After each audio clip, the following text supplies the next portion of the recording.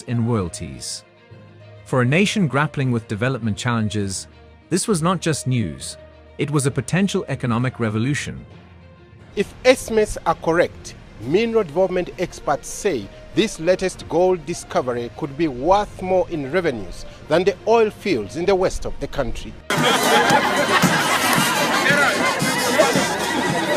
Excitement swept across the nation, but not everyone was buying into the golden dream. Skepticism quickly followed, from both within Uganda and abroad. Mining experts and geologists began to question the numbers. Alex Kwatampora Binigo, president of the Geological Society of Uganda, called the figures weird. He explained that such massive quantities of gold would be historically unprecedented, and insisted the company behind the analysis, Wagagai Mining Uganda Limited, needed to clarify the data. The fact that Wagagai is Chinese-owned, and the analysis was possibly conducted in Mandarin, raised questions about translation errors or misinterpretation. Don Bwesigi Binyina, a mineral and energy policy analyst, dropped a bombshell. According to U.S. Geological Survey data, only about 244,000 metric tons of gold have ever been discovered globally. If Uganda's numbers are accurate, that would mean it alone holds more gold than the rest of the world combined. 115 times more, to be exact. Is that even possible? Or did the president confuse ounces with tons? Cut to government officers dodging questions. When journalists from The Independent tried to verify these figures with Uganda's Directorate of Geological Survey and Mines, officials were evasive.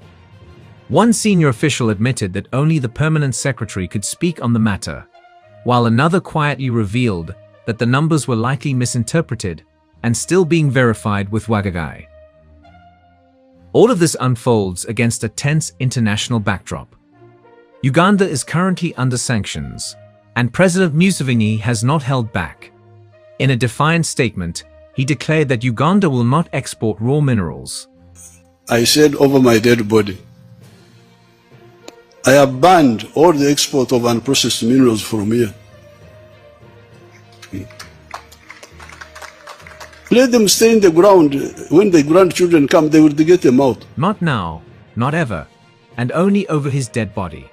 That means refining, processing, and developing Uganda's mineral wealth must happen within the country, on Uganda's terms. Captain Ibrahim Traoré, the transitional president of Burkina Faso, has done this before. Traoré took a bold and unprecedented steps to reclaim control over his country's gold resources. This move is part of a broader national strategy aimed at asserting economic sovereignty, ending foreign exploitation, and redirecting the country's natural wealth to benefit the Burkinabe people. Gold is Burkina Faso's most valuable export, accounting for over 70% of national export revenues. Yet for years, the majority of this wealth has flowed out through foreign-owned mining companies, leaving little behind for the local population and the state. Since coming to power in September 2022, Traoré has made resource nationalization a top priority. His government has begun reviewing and renegotiating mining contracts that were signed under previous regimes, many of which were heavily skewed in favor of foreign companies, especially those from France, Canada, and Australia. These companies often paid minimal royalties while extracting massive profits. In response, Traoré's administration has revoked the licenses of operators found guilty of tax evasion, illegal activity, or failure to meet their contractual obligations. These mines were then placed under state control or handed over to state-aligned entities. A significant part of the reform also involves cracking down on gold smuggling. For years, a large portion of Burkina Faso's gold was being trafficked illegally across borders, particularly to neighboring countries. Under Traoré, security forces and intelligence units have been mobilized to intercept smuggling networks and ensure that the country's gold production is properly accounted for. These measures aim to stop the hemorrhaging of national wealth and redirect it toward public infrastructure, education, defense, and economic development. Reclaiming gold mines is not just an economic decision, it is a political statement. Traoré's actions reflect a broader Pan-African vision shared by other Sahelian leaders, particularly in Mali and Niger. These countries, now part of the Alliance of Sahel States, AES, are uniting around the shared goal of rejecting neocolonial influence and building new models of cooperation rooted in sovereignty and self-determination.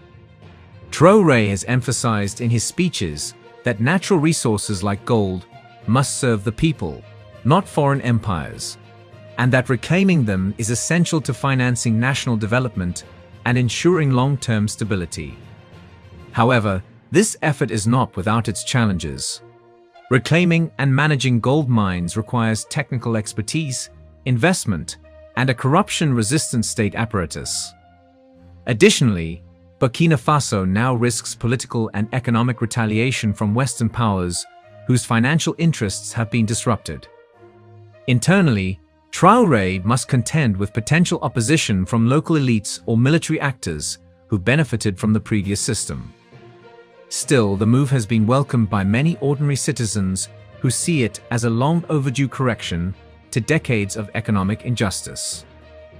Traoré's stance is symbolic of a growing shift across Africa, where leaders and citizens alike are demanding greater control over their natural wealth and rejecting the legacy of exploitation.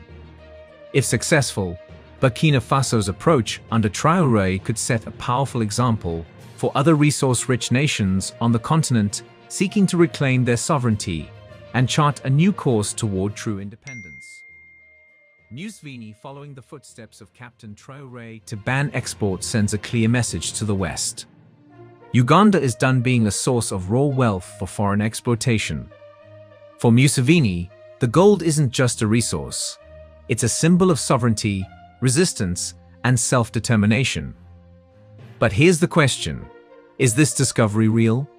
Is Uganda on the brink of becoming the world's next gold superpower? Or is this a political mirage meant to stir nationalist pride? And can President Museveni protect Uganda's resources from international interests while fighting sanctions and internal doubts? Let us know what you think in the comments below. Is Uganda sitting on a golden empire? Or is this another case of hype over hope? Don't forget to like, share, and subscribe for more content on African power, Black history, and the fight for economic independence. Until next time,